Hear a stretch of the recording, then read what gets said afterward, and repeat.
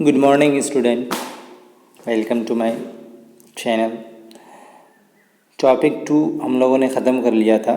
Topic 3 हम लोग start करेंगे आज, एज ऑफ रेवोल्यूशन, जो स्टार्ट हुई थी 1830 से 1848 तक चली थी।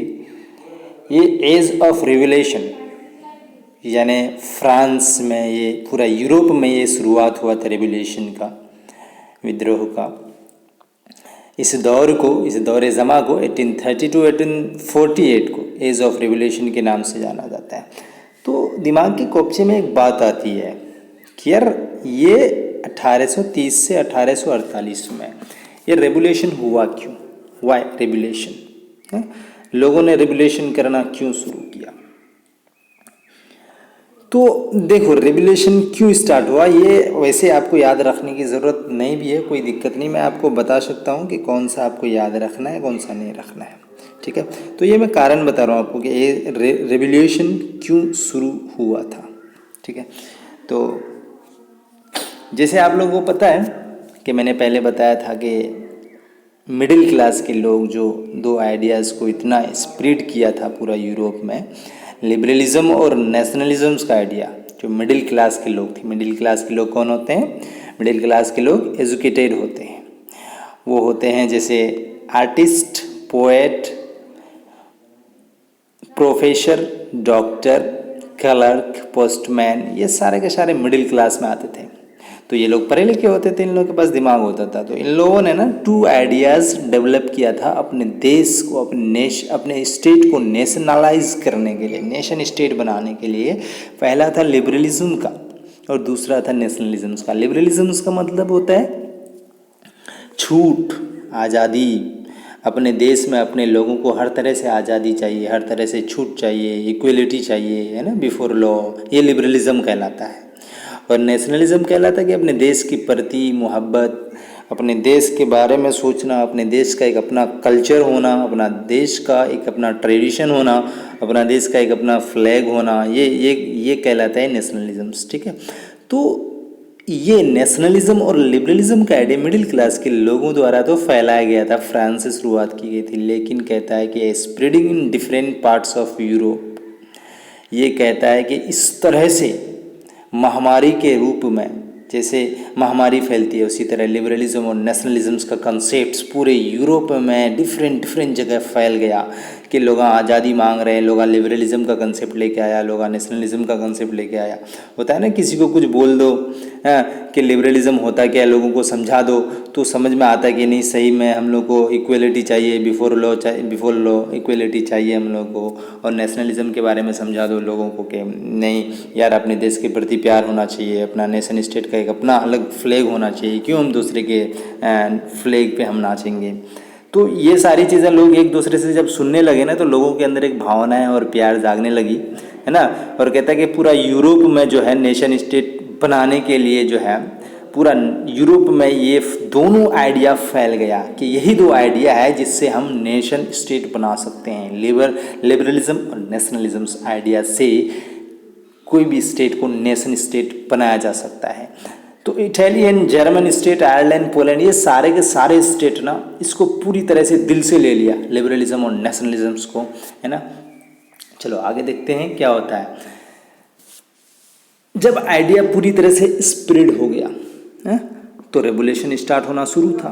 क्योंकि यार देखो, दिमाग में एक घर कर गया कि नहीं, मुझे आज़ादी चाहिए, मेरा देश का एक अपना झंडा चाहिए, एग्जाम्पल के लिए, है ना। तो इसके लिए जब आपके दिमाग में घर कर जाए तो आपको क्या करना, एक ही रास्ता अपनाना। सामने वाला ना मुझे प्यार से नहीं दे रहा, जब सामने वाला आपको प्यार से नहीं दे रहा तो एक ही रास्ता है फिर रेवोल्यूशन का, है ना। एक ही रास्ता है, फिर लड़ाई करो, आमने सामने आओ, फाइट करो, जो हारा जो जीता वो जीता, है। तो उसी तरह से जब इन लोगों ने ये 2 आइडिया इतना स्प्रेड किया था, इतना फैलाया कि लोगों के अंदर ना जोश आ गया कि हाँ हम तो अब लड़ेंगे भैया, हम तो आज़ादी लड़ के लेंगे, है ना, आज़ादी लड़ के लेंगे। तो पहला रेवोल्यूशन स्टार्ट हुआ, पहला आज़ादी का जंग शुरू हुआ 1830 को। कब? 1830 को। ये पॉइंट्स आपको याद रखना है, ये मैंने आपको बताया कि इसको आपको याद रखना है। ये कभी कभी पूछता है, ये भी आई है, ठीक है। जुलाई रेवोल्यूशन पूछता है आपको है कि जुलाई रेवोल्यूशन कब हुआ, क्यों हुआ, और उसके 2-4 पॉइंट्स लिखिए आप, ठीक है। 1830 को जुलाई रेवोल्यूशन स्टार्ट हुआ, मतलब जुलाई को हुआ इसलिए जुलाई रेवोल्यूशन बोलते हैं हम लोग, ठीक है। 1830 जुलाई 1830 को। तो इसमें कुछ पॉइंट्स आपको याद रखने हैं जो बहुत इंपॉर्टेंट्स है। ये इन पॉइंट्स को, जुलाई रेवोल्यूशन में हुआ क्या था कि सारे बेल्जियम के लोग, ब्रसेल्स के लोग मिल करके लड़ाई लड़े। कहाँ के लोग, ध्यान से सुनना, बेल्जियम और ब्रसेल्स है ना। बेल्जियम मतलब बेल्जियम एक शहर है, बेल्जियम का एक बेल्जियम जो है, बेल्जियम का कैपिटल है ब्रसेल्स, है ना। ब्रसेल्स जो है बेल्जियम का कैपिटल है, ठीक है। तो कहता है कि बेल्जियम के लोग इतना रेवोल्यूशन किया, इतना मतलब लड़ाई किया कि लड़ाई करके वहाँ के जो बॉर्बन किंग्स थे ना, जो बॉर्बन डायनेस्टी मैंने आपको पहले बताया था, आपको याद होगा नेपोलियन के टाइम में 1815 ईस्वी में बॉर्बन डायनेस्टी को ना दोबारा से रिस्टोर किया गया था। नेपोलियन जब आया था तो बॉर्बन डायनेस्टी यानी बॉर्बन किंग्स को उखाड़ के फेंक दिया था। नेपोलियन अपना राज किया। जब नेपोलियन को हराया है ना, जब ट्रीटी ऑफ वाइना साइन हुआ 1815 ईस्वी में, जब नेपोलियन को हराया तो ये 4 जो देश थे, ब्रिटेन, ऑस्ट्रिया, रसिया और पर्सिया, ये 4 देश दोबारा से बॉर्बन किंग्स को रिस्टोर किया था। तो बॉर्बन किंग्स जुल्म और सितम कर रहे थे। तो जब रेवोल्यूशन स्टार्ट हुई 1830 ईस्वी में, तो फिर से बॉर्बन किंग्स को उठा के फेंक दिया रेवोल्यूशनरीज ने। कहा कि बॉर्बन किंग्स को हटाओ रहे हैं, इनका काम ही नहीं है, सबसे पहले इनको हटाओ। ये लोग जो है दोगला है, इन लोगों को हटाओ, ये लोग अंग्रेजों की तरह काम करते हैं। तो बॉर्बन किंग्स को हटाया गया, पहला काम जुलाई रेवोल्यूशन में। दूसरा काम किया कि यार राजा महाराजाओं का ही शासन चलेगा, लेकिन कॉन्स्टिट्यूशनल शासन होगा, यानी कॉन्स्टिट्यूशनल मोनार्की वाज सेटअप। कहता है कि यार राजा महाराजाओं का शासन तो चलेगा, लेकिन राजा महाराजा भी कानून के अंदर में रह करके काम करेगा, कानून की किताब को मान के काम करेगा, वो भी बिला वजह किसी को बुला के जो है फांसी नहीं दिया जाएगा, है ना। तो कहता है कि इसका जो हेड था, कॉन्स्टिट्यूशनल मोनार्की जो बनाया, यानी एक किताब बनाई और उसमें कहा कि जो मोनार्की है उसके लिए, यानी जो राजा महाराजा है उसके लिए भी कानून है। उसका जो हेड था उस किताब का, उस कॉन्स्टिट्यूशनल मोनार्की का जो हेड था वो लुइस फिलिपी था, ठीक है। रेवोल्यूशन स्टार्टेड इन ब्रसेल्स, जो मैंने आपको पहले ही बोला था, जो बेल्जियम की कैपिटल है, बेल्जियम का राजधानी है ब्रसेल्स, और यहाँ से स्टार्ट हुआ था जुलाई रेवोल्यूशन, यहाँ से विद्रोह शुरू हुआ था।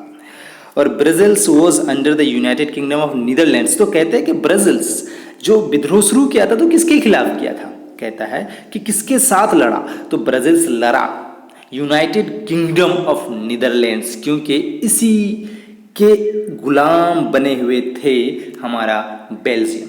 तो किंगडम ऑफ नीदरलैंड से लड़ाई किया और अपनी ब्रसेल्स को वापस लाया। फाइनली बेल्जियम गोट इंडिपेंडेंस, और फाइनली जो है बेल्जियम को इंडिपेंडेंस यानी आज़ादी मिल गई। इस सारे टॉपिक्स को आपको याद रखने हैं, जुलाई रेवोल्यूशन के कुछ पॉइंट्स है। चलो आगे देखते हैं हम लोग। जुलाई रेवोल्यूशन के बाद एक रेवोल्यूशन और है, जो ये भी रेवोल्यूशन आपका BBI है, ठीक है। ये भी रेवोल्यूशन आपका BBI है, इसका भी आपको ख्याल रखना है। ग्रीक रेवोल्यूशन 1821 में, देखो जुलाई रेवोल्यूशन 1830, ग्रीक रेवोल्यूशन 1821। ये ग्रीक रेवोल्यूशन 1821 में एक्चुअली इन लोगों ने ना, देखो ग्रीक रेवोल्यूशन 1821 में शुरू हुई, स्ट्रगल करना शुरू किया लोगों ने, है ना, और आज़ादी इनको बाद में मिली है। और जो जुलाई रेवोल्यूशन 1830 में, कुछ दिन बाद 1830 में ही उसको आज़ादी मिल गई थी, ठीक है। लेकिन ग्रीक रेवोल्यूशन में 1821 से लेकर 1832 तक चली थी, ठीक है। तो ग्रीक रेवोल्यूशन मतलब ग्रीक एक देश है, ठीक है। तो ग्रीक लोग भी कहने लगे, रे भैया सबको आज़ादी कर रहे हो, मेरे को भी आज़ादी चाहिए, हाँ मुझे भी आज़ादी चाहिए, ठीक है भैया मिलेगा, तुमको भी मिलेगा, सब्र कर, आज़ादी जो है सबको मिलेगी। तो ग्रीका लोग भी मतलब सबके सब जो है आज़ादी के लिए लड़ पड़े, मुझे भी आज़ादी दो, मुझे भी आज़ादी दो। तो इन लोग अभी ना बहुत कम यूनिटी में थे ये लोग का यूनाइटी नहीं था, ज़्यादा यूनाइटेड नहीं थे ये लोग, एक दूसरे से मिल करके नहीं रहते थे, है ना, ग्रीक लोग। तो इन लोग का ना आज़ादी जल्दी ले नहीं पा रहा था। जैसे जुलाई रेवोल्यूशन में जो है ब्राज़िल्स ने लिया जिस तरह से आज़ादी तुरंत, है ना, इसको मिल नहीं रहा था, ग्रीक को नहीं मिल रहा था। तो ये लोग रेवोल्यूशन तो स्टार्ट किया था, लेकिन इन लोगों को जो है सपोर्ट नहीं मिल पा रहा था लोगों का। 1821 से स्टार्ट किया था। तो कहता है कि ग्रीक जो है किसके विरुद्ध लड़ाई शुरू किया था, तो ग्रीक ऑटोमन एम्पायर के विरुद्ध लड़ाई शुरू किया था। Greek was under Ottoman Empire, Greek जो है ऑटोमन एम्पायर के अंदर में था, इसलिए ग्रीक को लगा के रहे ऑटोमन एम्पायर तुम तो हमको आज़ादी दो, हमको आज़ादी चाहिए। तो ऑटोमन एम्पायर से इन लोगों ने फाइट करना शुरू किया। तो बेचारे लोगों को ना नहीं मिल रहा था आज़ादी इतना आसानी से। तो दूसरा पॉइंट में हम देखते हैं कि यार western European countries supported the Greek. कहता है कि जब इतनी आसानी से आज़ादी नहीं मिल रही थी तो जितने भी वेस्टर्न यूरोपियन कंट्री थे, जैसे इटली हुआ, पोलैंड हुआ, वेस्टर्न यूरोपियन कंट्री है सब, तो कहता है कि ये सारे कंट्री ना फिर आए, मतलब उनकी दिमाग की बत्ती जली रही, भैया ग्रीक ना उधर मर रहे हैं, उनको सपोर्ट करो, चलो वो लोग है ना मर रहे हैं, आज़ादी नहीं मिल रही उन लोगों को। तो ग्रीक लोगों को सपोर्ट करने के लिए उतर आए वेस्टर्न यूरोपियन कंट्री के लोग। कहता है कि ग्रीक लोगों को सपोर्ट किया बहुत सारे पोएट्री, यानी पोएट्री एंड आर्टिस्ट, ये लोग सब के सब है ना जो है सपोर्ट्स किया। और कहता है कि किताबों में लिख लिख के, पोएट लिख लिख के जो है ग्रीक के बारे में लोगों को बताया, है ना, तो लोगों ने उसको सपोर्ट किया। यहाँ पे पोएट्री होगा, सॉरी यहाँ पे आर्टिस्ट लिख दिया है मैंने, यहाँ पे पोएट लिख दिया है मैंने, यहाँ पे पोएट्री कर देना आप लोग, ठीक है। पोएट्री एंड आर्टिस्ट सपोर्ट, है ना, कवि है ना, पोएट मतलब कविता हो जाता है। तो आर्टिस्ट लोग, पोएट लोग, डॉक्टर लोग, मिडिल क्लास के लोग भी उभर के सामने आए और ग्रीक का सपोर्ट करने लगा। चौथा पॉइंट हम लोग देखते हैं कि लॉर्ड ब्रायन एक जो है ना इंग्लिश पोएट था, है ना, इंग्लिश कवि था। इन्होंने भी क्या कहा, हाँ सही है, ये पोएट ही होगा, पोएट्री नहीं होगा। पोएट मतलब कवि होता है, पोएट्री मतलब कविता होता है। एल्सो लॉर्ड ब्रायन जो भी है, खैर आप लोग देख लेना इस चीज़ को, पोएट और पोएट्री में। तो लॉर्ड बायरन जो है ये एक इंग्लिश पोएट था। इन्होंने ना बहुत सारे पैसे इकट्ठे करे और ग्रीक को सपोर्ट किया। ग्रीक को कहा कि ये लो भैया पैसा और तुम जो है लड़ाई में इसका इस्तेमाल करो। ये भी बहुत अच्छा अहम भूमिका था लॉर्ड बायरन का कि लोगों को पैसा दिया लड़ाई करने के लिए, है ना। उसके बाद जो है फाइनली 1832 ईस्वी में 1832 में ग्रीक को आज़ादी मिली और उन लोगों ने कॉन्स्टेंटिनोपल यानी ट्रीटी ऑफ कॉन्स्टेंटिनोपल साइन किया, यानी एक किताब बनाई, उसमें उन लोगों ने लिखा ट्रीटी ऑफ कॉन्स्टेंटिनोपल नाम रखा उस किताब का, उसमें उन सब लोगों ने मिलकर साइन किया। तो कहा जाता है कि ट्रीटी ऑफ कॉन्स्टेंटिनोपल का मतलब ही होता है ग्रीक की आज़ादी। कभी कभी ऑब्जेक्टिव में आता है, तो जैसे मैंने स्टार पॉइंट में 2 ग्रीन कलर में लिखा है कि treaty of Constantinople recognize as a independence of Greek.